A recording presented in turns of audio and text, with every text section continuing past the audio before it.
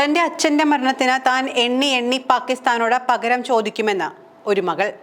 ഇതൊരു വെറും വാക്കല്ല, അവളുടെ വേദനയിൽ നിന്നുണ്ടായ തീരുമാനമാണ്. പാകിസ്ഥാന്റെ ഡ്രോൺ ആക്രമണത്തിൽ ഉധംപൂരിൽ വീരമൃത്യു വരിച്ച സൈനികന് വിട ചൊല്ലി നാട്. ശനിയാഴ്ച പാകിസ്ഥാൻ നടത്തിയ ഡ്രോൺ ആക്രമണത്തിലാണ് സുരേന്ദ്രകുമാർ മൊഗയ്ക്ക് ഗുരുതരമായി പരിക്കേറ്റത്. തുടർന്ന് ചികിത്സയിലിരിക്കെ ഇന്നലെയാണ് അദ്ദേഹം വീരമൃത്യു വരിച്ചത്. ആയിരങ്ങളാണ് സൈനികനെ അവസാനമായി ഒരു നോക്കു കാണാനായി എത്തിയത്. ഇതിനിടയിൽ സുരേന്ദ്രകുമാറിന്റെ 11-കാരിയായ മകൾ വർത്തികയുടെ വാക്കുകൾ എല്ലാവരിലും വേദനയായി മാറി. ശത്രുക്കളെ നേരിടുന്നതിനിടയിലാണ് തന്റെ അച്ഛൻ രാജ്യത്തിനായി വീരമൃത്യു വരിച്ചത്. വലുതാകുമ്പോൾ ഞാനും സൈന്യത്തിൽ ചേരുമെന്നും വർത്തിക പറഞ്ഞു. അച്ഛന്റെ മരണത്തിന് താൻ എണ്ണി പകരം ചോദിക്കുമെന്നും ആ മകൾ കൂട്ടിച്ചേർത്തു. വീരമൃത്യു വരിക്കുന്നതിന് നിമിഷങ്ങൾക്ക് മുൻപ് സുരേന്ദ്രകുമാർ വർത്തികയുമായി ഫോണിൽ സംസാരിച്ചതായാണ് വിവരം.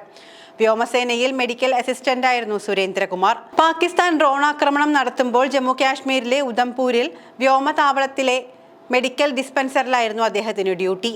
ശനിയാഴ്ചയുണ്ടായ പാകിസ്ഥാൻ നടത്തിയ ഡ്രോൺ ആക്രമണത്തിലാണ് സുരേന്ദ്രകുമാറിന് ഗുരുതരമായി പരിക്കേറ്റത്. തുടർന്ന് ചികിത്സയിലിരിക്കെയാണ് കഴിഞ്ഞ ദിവസം അദ്ദേഹം വീരമൃത്യു വരിച്ചത്. രാജസ്ഥാനിലെ ജുൻജുനു സ്വദേശിയാണ് സുരേന്ദ്രകുമാർ.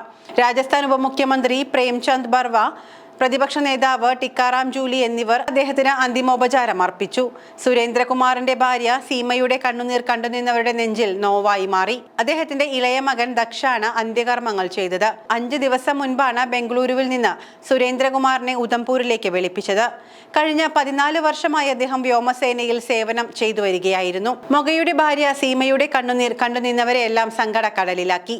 ശത്രുക്കളെ നേരിടുന്നതിനിടയിലാണ് തന്റെ അച്ഛൻ രാജ്യത്തിനായി വീരമൃത്യു വരിച്ചതെന്നും വലുതാകുമ്പോൾ താനും സൈന്യത്തിൽ ചേർന്ന് അച്ഛന്റെ മരണത്തിന് ശത്രുക്കളോട് എണ്ണി പകരം ചോദിക്കുമെന്നുമുള്ള ആ 11 വയസ്സുകാരിയുടെ വാക്കുകൾ എല്ലാവരുടെയും ഉള്ളിൽ പതിഞ്ഞുകിടക്കുന്നു. ശനിയാഴ്ചയുണ്ടായ പാക് ഷെല്ലാക്രമണത്തിലാണ് 36-കാരനായ മൊഗ വീരമൃത്യു വരിച്ചത്.